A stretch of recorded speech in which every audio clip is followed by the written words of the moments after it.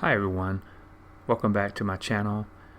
I decided to do a midweek video with a couple of stories. Thanks for listening, and let's get right to it.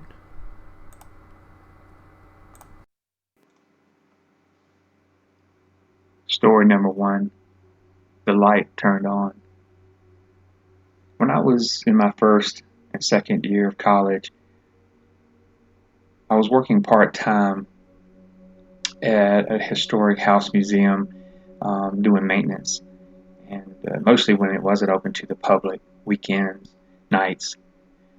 And it was a part of a whole landmark site. There was a visitor center with offices, and then the house was about a half mile up a dirt road in a wood area where I mostly was doing the work. Sometimes I worked with a crew there, but there were a lot of times I was there alone.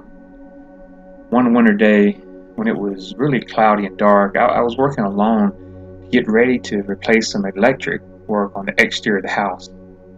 I went inside and I turned off the circuit to the whole property, and I tested it. It was off. I locked the doors and went outside to work. After about an hour, I got down from my ladder and started walking around the house. And then one of the lights inside the house turned on. I started to freak out, but that maybe somebody was playing a joke on me. I called the visitor center on my walkie-talkie, and they confirmed that the only other person who was working that day was still there and hadn't left, and that all the keys to the house were present and accounted for. That's when I really freaked out. I ran up the road back to the office, grabbed my coworker, made him come back with me. When we got back to the house, the light was off again, but the bulb was still warm. All the doors were still locked and the circuit was still off. Was it faulty wiring in an old house? Was it a ghost trying to let me know they were there? You decide.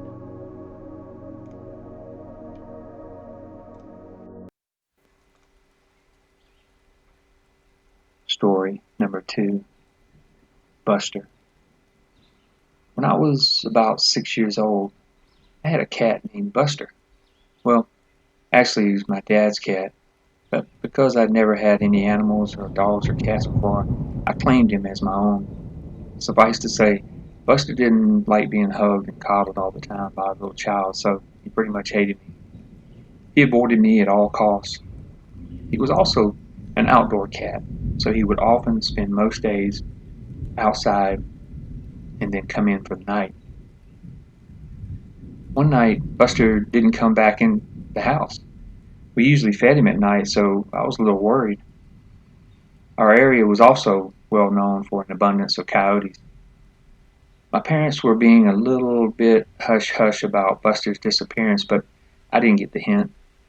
That night, when I was drifting off to sleep, Buster jumped onto my bed. He lay down by my head and let me pet him until I fell asleep. Honestly, I was shocked because he had never done that before. The next morning, I triumphantly walked downstairs and related to my parents that Buster now loved me because he slept in my bed during the night. My parents looked at me inquisitively and sat me down at the breakfast table to let me know that while they were outside the night before, they had found Buster's body in the alley behind our house. They thought he had been harassed by a coyote, but he was dead, so he couldn't have slept in my bed that night. To this day, I like to think that Buster just wanted to say goodbye and thank me for trying to love him in the only way a child knew how.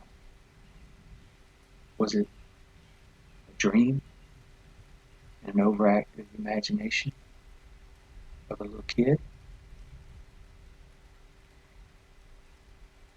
Or before Buster passed on, did he come visit me to let me know he appreciated me trying to love him? You decide.